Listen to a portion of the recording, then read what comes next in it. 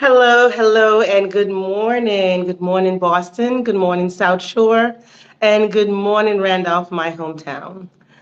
Um, Yesterday, I started doing this video and actually finished it. Some of you may have caught it, but I deleted it and didn't get a chance because I had such a busy day to redo it.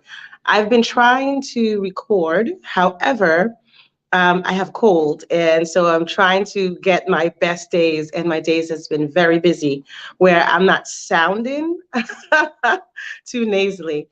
I canceled the video yesterday because I started coughing. Um, but today I'm back and I'm ready to go to talk to you about how to market your home. For the last couple of days, we talked about getting your home ready and the things that you need to do to get it ready, as far as, decluttering, staging, and all of that stuff, and curb appeal and everything. Today, I'm going to talk to you about how to market your home, how to get your mind right about how you're going to market your home. A lot of times, sellers may consider their home, you add more value to your home than a buyer, and that's one of the things that I always want to talk to people and tell them. You have sentimental values attached to your home. So for you, and you know how much money you have invested in the home over a period of time. So for you, you may say, my home is worth $1 million. And for you, it is.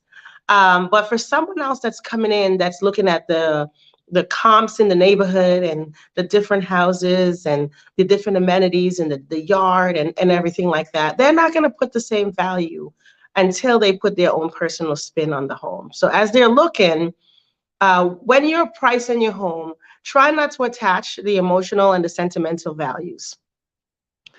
In order for you to be able to get people in the door, you want to price the home in such a way that you attract them. You want them to come and fall in love with the house. But if you price it too high, because buyers, buying a house is like buying anything else. If you're going to buy a car or even a TV and it's priced too high, you're not even going to take the time to look at it to see how great it is. Um, So unless it has features and it's in a neighborhood that you absolutely want to be in, you're not even going to take the time. So I want to save you that. And part of what a good real estate agent will do, they will look at the comps, they'll look at the neighborhood, and they look at all of that stuff to determine what is the right price to price your home. And if you price it too high, you got to be careful, because if you price it too high, as I said, no one will come in the door and the house will sit. If you price it too low, people are going to start thinking, what is wrong with the house? And so you got to find that middle ground. Often I'll talk to a seller and I'll say, where do you want to list the house? If they're too high or too low, I sit down and I don't give them my personal opinion. I give them numbers. I have numbers to back up. Well, part of it is my opinion based on my expertise and what I've seen happen in the market, but I also back it up with numbers to show them this is why I'm saying what I'm saying in reference to these numbers.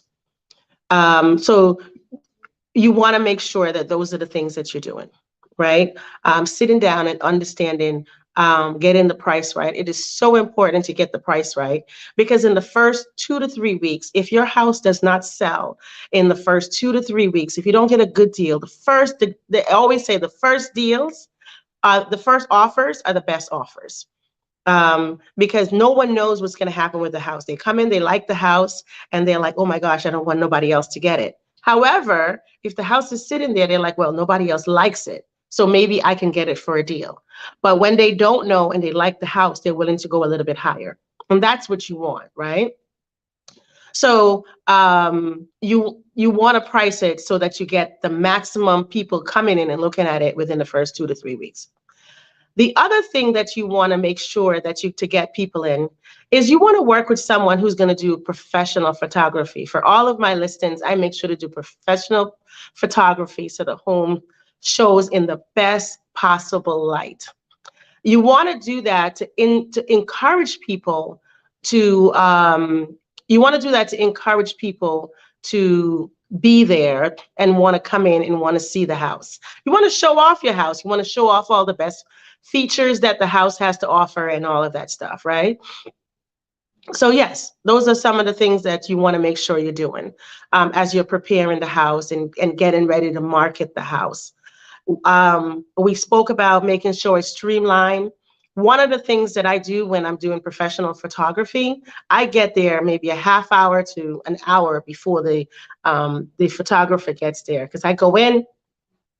And if you haven't already cleared off the countertops and all of that stuff, I go in and I make sure the countertops are cleared off. I make sure that there's no cords showing.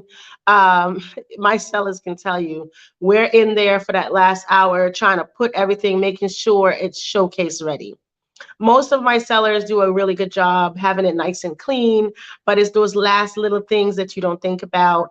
The photographer that I normally use, she's trained me right to make sure. She's like, these are the things. So I go in and I make sure that those things are out of the way, and that when they take those pictures, they're not seeing certain things. I've gone so far as to put things in the oven, under the couch, to make sure that they're not there in the pictures. So those are the things that you want to do to kind of get your house ready.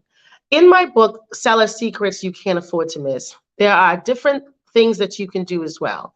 So take the link, get the book, and read and understand how to get your house ready to market.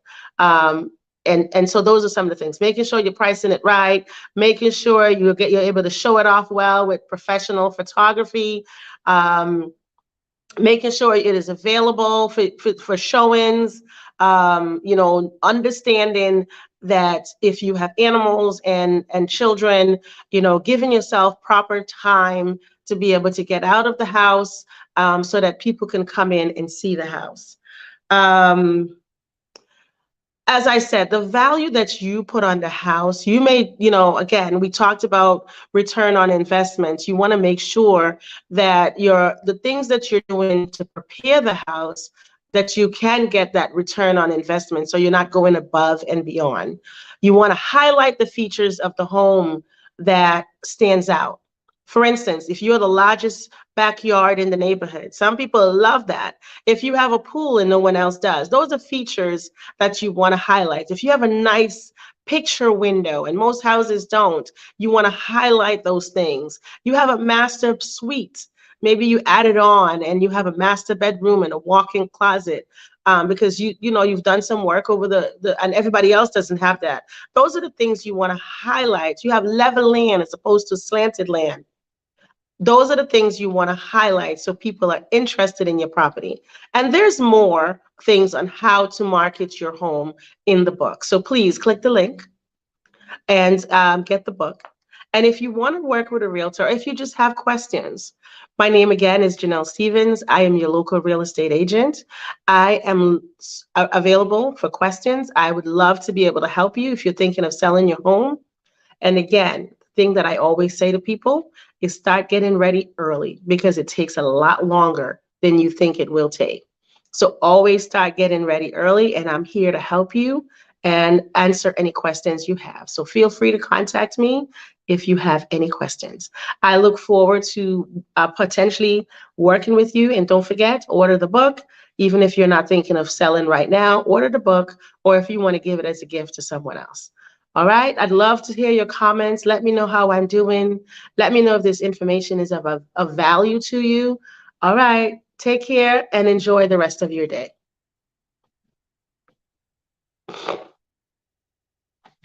Did I do it?